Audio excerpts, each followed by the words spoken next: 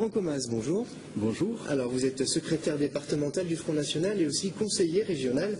Vous avez beaucoup fait parler de vous pendant la campagne des cantonales puisque vous n'étiez pas loin de remporter le canton de la Caplette. Aujourd'hui, comme beaucoup de militants FN, vous participez à la collecte des parrainages pour la candidature de Marine Le Pen. Alors concrètement, où en êtes-vous? Écoutez, les maires, malheureusement, sont soumis à des pressions des collectivités locales. Bien évidemment, ces maires peuvent changer d'avis à tout moment. C'est la raison pour laquelle nous devons être très vigilants, car nous ne sommes pas à l'abri de manœuvres. D'ailleurs, l'anonymat des maires doit être en vigueur, puisqu'ils peuvent changer à tout moment. Combien vous avez de signatures à l'heure actuelle? Pour l'instant, dans notre département, puisque je suis secrétaire départemental, nous avons quelques signatures, mais je dois dire que je me fais moins de soucis pour Marine Le Pen plutôt que pour Jean-Marie Le Pen. Donc ça sera plus facile cette fois. Mais il y a quand même, enfin, pardonnez-moi l'expression, vous nous faites le coup à chaque fois. C'est-à-dire, on parle toujours des difficultés à avoir des parrainages. Vous tirez la sonnette d'alarme, mais à chaque fois, vous les avez, ces parrainages. Non, je vous assure, c'est extrêmement difficile. Il ne s'agit pas de tromper les gens. Nous avons de réelles difficultés. Encore une fois, l'anonymat des maires doit être en vigueur. Les législateurs font tout pour contrer le Front National. Ce n'est pas nouveau.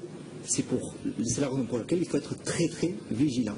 Est-ce que vous sentez aujourd'hui que, même chez les élus, il y a moins de gêne à supporter le Front National? Absolument. Mais d'ailleurs, des élus de notre département encarté UMP ont apposé leur signature en faveur de Marine Le Pen.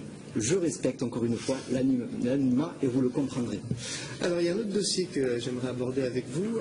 On a vu un drôle de rapprochement ces dernières semaines entre d'un côté Stéphane Durlet, conseiller régional Front National, et Omar Djelil, président de l'association Présence Citoyenne. Qu'est-ce que cela vous inspire?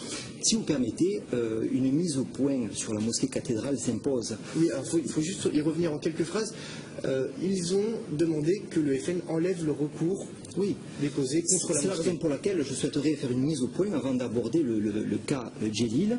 La France est un pays laïque qui n'autorise pas le piétinement des racines chrétiennes. Nous devons de respecter les lois républicaines, à savoir la laïcité, qui interdit tout financement des lieux de culte par les deniers publics.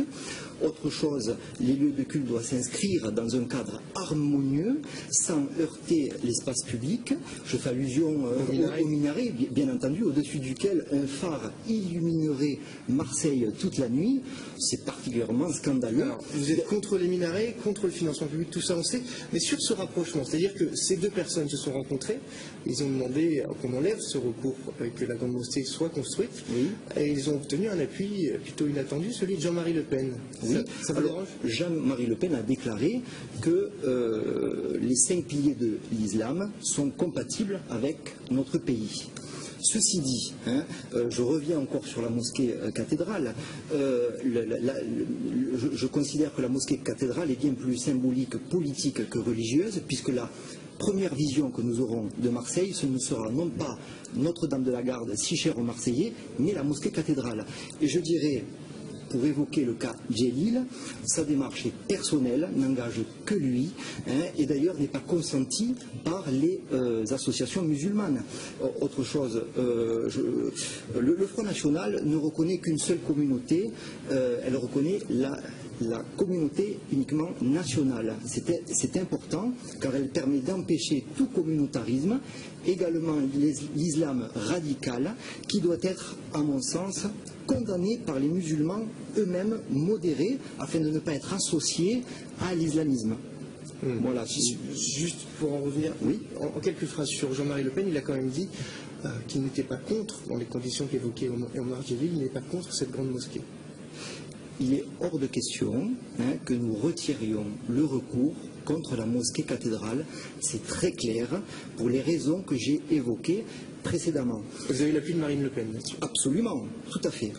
Voilà. Moi, je souhaite simplement que nous sommes un parti de rassemblement.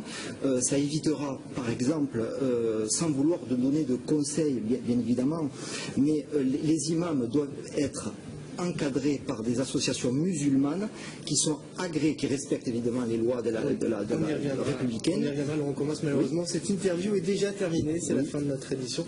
Merci d'avoir accepté notre invitation. Je vous remercie. Et merci à vous de nous avoir suivis. Prochain point sur l'actualité à 18h45 ce soir. Bon après-midi à tous.